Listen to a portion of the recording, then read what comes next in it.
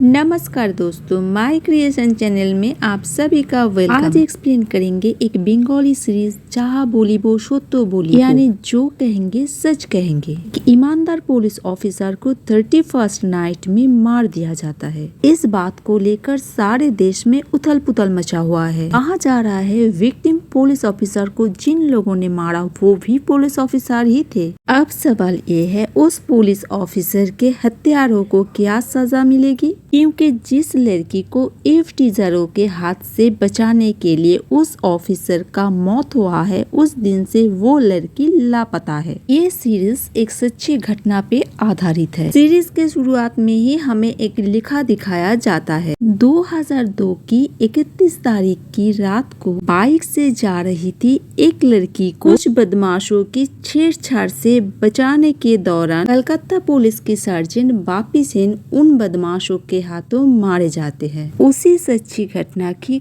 कुछ चरित्रों और पृष्ठभूमि को बदलाव करके ये सीरीज बनाई गई है। कहानी की शुरुआत होती है 31 नाइट 2007 को। कलकत्ता पुलिस के सर्जन तापस अपने दोस्तों के साथ गाड़ी पे जा रहा था। तभी वो देखता है बाइक से जा रही थी एक लड़की को टैक्सी से कुछ बदमाश छेड़छाड़ कर रहे थे। तापस अपनी कार से उतरता है और उस लड़की को बचाने की कोशिश करता है, लेकिन वो उस गुंडों को संभाल नहीं पाता। रास्ते पे गिर जाता है और उसका सर ट्राम के लाइन पे जाके टकराता है। उसके सर पे गहरी चोट लगता है। घटना के चलते ही वो लड़की वहाँ से निकल जाती है। उसके साथ एक लड़का भी था। हेलमेट पहनने के कारण दोनों का ही चेहरा दिखा नहीं गया। अब सीन चेंज होता है। हम प्रीथा नाम की एक लड़की को देख पाते हैं। उसकी माँ उससे शादी की बात कर रही थी, लेकिन प्रीथा अभी शादी करना नहीं चाहती है। प्रीथा की माँ प्रीथा से कहती है सब कुछ तो तेरे ही मर्जी से चल रहा है। इसके बाद प्रीथा अपने काम पे निकल जाती है। प्रीथा बाय प्रोफेशन एक लॉयर है। ऑफिस में प्रीथा का सीनियर प्रीथा का बहुत ही तारीफ करता है, क्योंकि प्रीथा अपनी पहली केस जीत गई है। उसके सीनियर उससे इस तरह से ही काम करने के लिए उत्साहित करता है। सभी न्यूज चैनल सिर्फ तापस की घटना के बारे में ही बात कर रहे थे।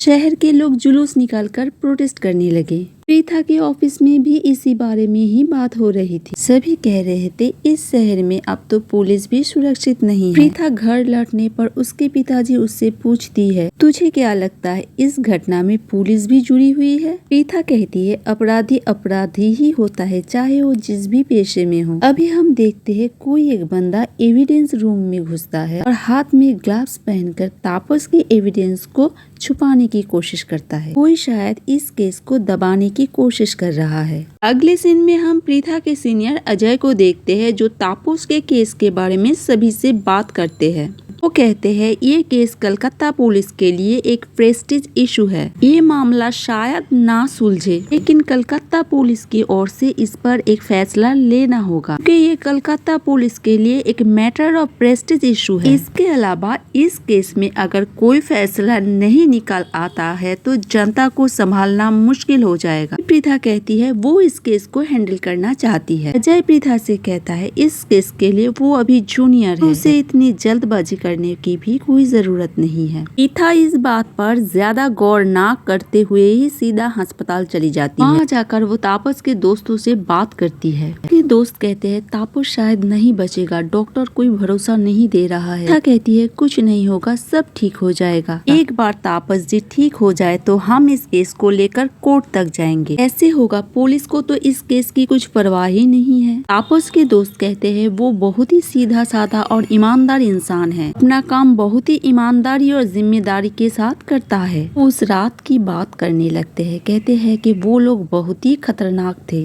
लोग भी अपने आप को पुलिस वाला ही कह रहा था, और जिस लड़की के लिए तापस की आज ये हालत है वो लड़की भी गायब हो जाती है। प्रीथा जब अस्पताल में तापस के दोस्त से बात कर रही थी तभी पीछे से उसकी बॉस अजय ये देख लेता है। वो प्रीथा पर बहुत ही गुस्सा करता है। कहता है तुम्हें इतनी जल्दबाजी करने की क्या जरूरत है? प्रीथा कुछ नहीं कहती है, चुप रहती है। कुछ देर के बाद अजय कहता है ठीक है आई हो तो काम निपटा के ही जाओ। इस बात से प्रीथा थोड़ी खुश होती है। प्रीथा अपना काम निपटा ही रही थी, तभी वहाँ पे डॉक्टर आ जाता है। डॉक्टर कहता है वो तापस को नहीं बचा पाए। ये बात सुनकर उसकी बीपी एकदम से टूट जाती है, रोने लगती है। प्रीथा को भी बहुत दुख होता है। ये बात सुनते ही प्रीथा के दिमाग में उसके बचपन की कुछ बात याद आ जाती है। इस घटना से मीडिया वाले भड़क उठते हैं। मीडिया वाले पुलिस को कहने लगते हैं उसको इस बात का जवाब देना पड़ेगा। पूरे देश में इस बात की चर्चा होने लगती है। पब्लिक कहने लगते हैं पुलिस जानबूझकर ही असली घटना को दबाने की कोशिश कर रहा है। अगले सुबह पुलिस थाने में शिवनाथ और वासुदेव नाम का 2 बंदा आता है। दोनों ही पुलिस में काम करता है। वो दोनों कहते हैं वो ही तापस का सस्पेक्ट है। ऑफिसर अर्नब तापस शाह के दोस्तों को थाने में बुलाने के लिए ऑफिसर इंचार्ज को कहता है, ताकि ये पता चले कि ये लोग असली सस्पेक्ट है या नहीं। प्रीथा को हम अस्पताल में देखते हैं। उसके बॉस अजय का स्ट्रोक हुआ है। अर्नब वासुदेव और शिवनाथ को उस रात के बारे में पूछताछ करता है। वासुदेव अर्नब से कहता है पूछताछ के दौरान आप हमारे ऊपर कोई टॉर्चर नहीं कर सकते हैं, ये गैर कानूनी है। अर्नब उन लोगों से कहता है तापस शाह को मारने के वक्त तब कानून याद नहीं था, वकील से बात करके यहाँ पे सरेंडर करने आए हो ताकि सजा कम हो जाए। अजय प्रीथा से कहता है अब तापस शाह का केस तुम्हें ही हैंडल करना पड़ेगा। वहाँ पे खड़े प्रीथा के सारे कॉलीग्स को प्रीथा को हेल्प करने के लिए रिक्वेस्ट करता है। सभी कहने लगते हैं प्रीथा को किसी की हेल्प की जरूरत नहीं हो। एक्चुअली प्रीथा ये केस हैंडल करे इस बात से सभी नाखुश थे। ये बात कहकर वो लोग वहाँ से चले जाते हैं। अजय प्रीथा से कहता है तुम्हारी असली लड़ाई आज से शुरू हो रहा है, तुम्हें ये केस जीतना ही पड़ेगा। इस केस के लिए तुम्हें जो कुछ भी हेल्प चाहिए मैं तुम्हें करूंगा। अपने बॉस से इतना सपोर्ट मिलने से प्रीथा बहुत ही खुश हो जाती है। रूम से बाहर निकलते ही अजय के बेटे मृदुल से प्रीथा की मुलाकात होती है। दोनों की बातें सुन के ये स्पष्ट हो जाता है दोनों ही पहले से परिचित है, दोनों में कुछ संबंध भी है। प्रीथा अर्नब से थोड़ा गुस्से में ही कहती है अब तो इंसान बनो, ये कहकर वो वहाँ से चली जाती है। वासुदेव और शिवनाथ अर्नब से कहता है कि हम भी पुलिस वाले हैं, बिना वकील के हम आपसे कुछ भी बात नहीं करेंगे। अर्नब पूछता है तो कौन है तुम्हारा वकील? प्रीथा अपने ऑफिस के स्कोर बोर्ड में जयराज सिंह का नाम सबसे ऊपर देखता है, अजय से भी ऊपर। अजय से भी ज्यादा केस जीत चुका है। साल पहले वो अजय के अंडर ही काम करता था। कुछ घटना घटने के कारण वो अब प्राइवेट प्रैक्टिस करता है। अब हम जयराज को देख पाते हैं खुद कानून मंत्री ने उसे फोन किया है तापस के केस को हैंडल करने के लिए। कानून मंत्री से ये बात सुन के जयराज उसको कहता है अब वो इतना छोटा मोटा काम नहीं करता है, इस काम के लिए वो अपने किसी असिस्टेंट को भेज देगा। लेकिन मिनिस्टर उसी से ही ये केस लड़वाना चाहता है। मिनिस्टर कहता है अगले लोकसभा चुनाव में अगर वो सेंट्रल में चला जाता है उसकी कुर्सी खाली रहेगी। उस कुर्सी पे जयराज को कानून मंत्री के रूप में बहुत ही जचेगा। मिनिस्टर ये भी कहता है इस केस में स्टेट के लिए पब्लिक प्रोसिक्यूटर है अजय शाह। अजय शाह का नाम सुनते ही जयराज के रीढ़ की हड्डी में एक गरम लहर दौड़ जाती है और उसी वक्त वो ठान लेता है कि वो केस खुद लड़ेगा।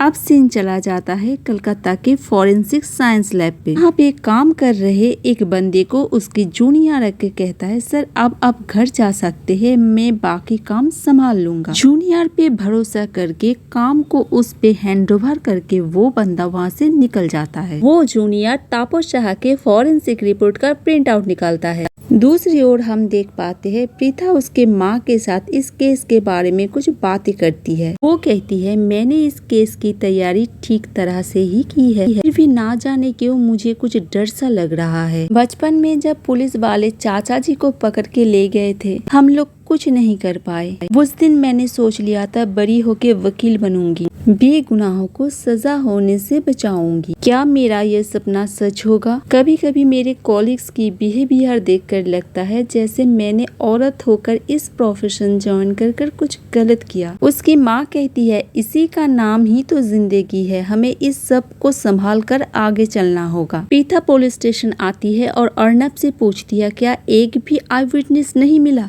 अगर मान लिया जाए ये घटना 15-20 मिनट तक चली थी, इस दौरान किसी ने भी इस घटना को नहीं देखा, क्या ये सच हो सकता है? अर्नब कहता है हो सकता है किसी ने देखा भी हो, लेकिन पुलिस के झमेले में नहीं पड़ना चाहता है। जहां इस केस में सस्पेक्ट भी पुलिस है, विक्टिम भी पुलिस है।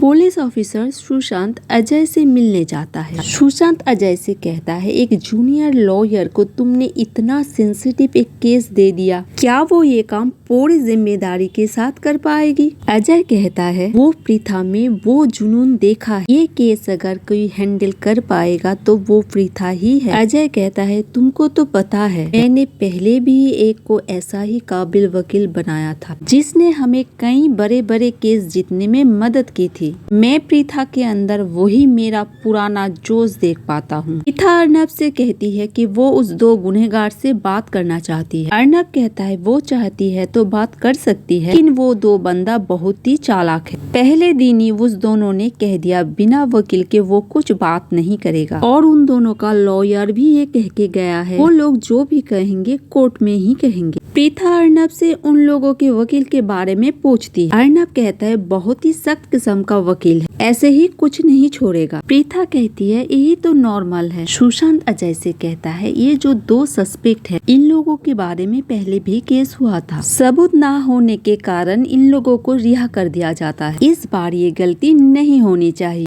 अगले ही दिन बार काउंसिल के ऑफिस में जयराज सिंह आता है प्रीथा से मुलाकात करने के लिए। जयराज कहता है हम दोनों एक साथ ये केस लड़ सकते थे, अपने तो प्रपोजल रिजेक्ट कर दिया। प्रीथा कहती है तो आप ही है जयराज सिंह। वो कहता है सिंह नहीं सिंह हो, यानी शेर। ये कहकर वो कोर्ट में उसका कितना प्रभाव है ये समझाने की कोशिश कर रहा था। उस रात तापस के साथ जो घटना घटी थी, प्रीथा सभी घटना को कोर्ट में बयां करती है। घटना के वक्त दोषी पुलिस ऑफिसर शिवनाथ, वासुदेव, सुब्रतो और आशुतोष और टैक्सी ड्राइवर उमाकांत, इन सभी का नाम लेती है। प्रीथा कहती है ऑफिसर तापस एक बहुत ही ईमानदार पुलिस ऑफिसर था। ऑफिसर तापस के 2 दोस्त जो उस रात घटना के गवाह थे, उस टैक्सी का नंबर प्लेट देख लिया था। उस नंबर प्लेट के मदद से ही टैक्सी ड्राइवर उमाकांत और बाकी तीनों को पकड़ना मुमकिन हुआ है। उन 5 में से 4 पुलिस में काम करते हैं। प्रीथा कहती है इन 5 लोगों में से 2 पर पहले भी पुलिस मामले दर्ज हुए थे, लेकिन सबूत ना मिलने के कारण से उन लोगों को रिहा कर दिया जाता है। प्रीथा कहती है अदालत से मेरी एक ही दरखास्त है, इन लोगों को पुलिस कस्टडी में ही रखा जाए। जज जयराज से अब सवाल करने के लिए कहता है। जयराज कहता है मिस रॉय ऐसे बात कर रही है जैसे मेरे मौकेलों की दोष साबित हो गया है। जब तक ये प्रमाणित नहीं होता है कि वो दोषी है, उसे गुनहगार कहना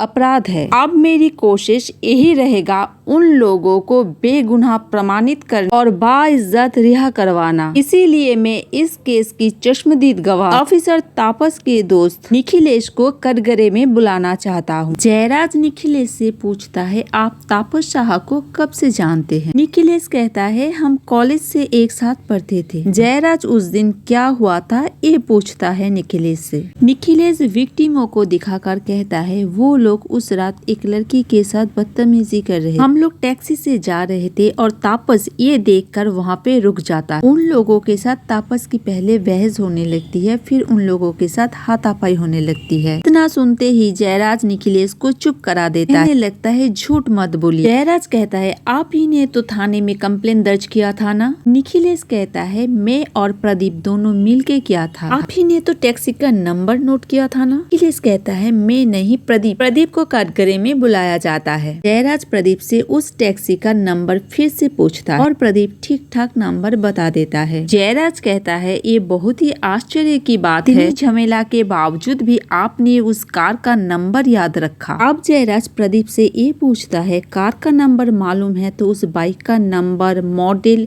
या उसका कलर कुछ तो आपको याद होगा। प्रदीप कहता है सब कुछ इतना जल्दी में हुआ और वो बाइक तो अचानक से ही वहाँ से गायब हो गया। जयराज कहता है गायब हो गया या फिर वहाँ पे कोई बाइक था ही नहीं, शायद आप लोग एक मनगढ़ंत कहानी बना रहे हो। दरअसल जयराज इन लोगों को ही दोषी साबित करना चाहता था। अब इन्वेस्टिंग ऑफिसर अर्नब को कटघरे में बुलाया जाता है। जयराज अर्नब से पूछता है इस मामले की जांच में आपको क्या क्या महत्वपूर्ण जानकारी मिली है? अर्नब कहता है इन्वेस्टिगेशन अभी पूरी नहीं हुई है। जयराज पूछता है क्या वो बाइक मिला है? क्या वो विक्टिम लड़की मिली है? अर्नब कहता है नहीं। जयराज कहता है ये कोई केस है जहाँ पे कोई घटना घटी ही नहीं थी, तो कोई विक्टिम है ना तो कोई सबूत है।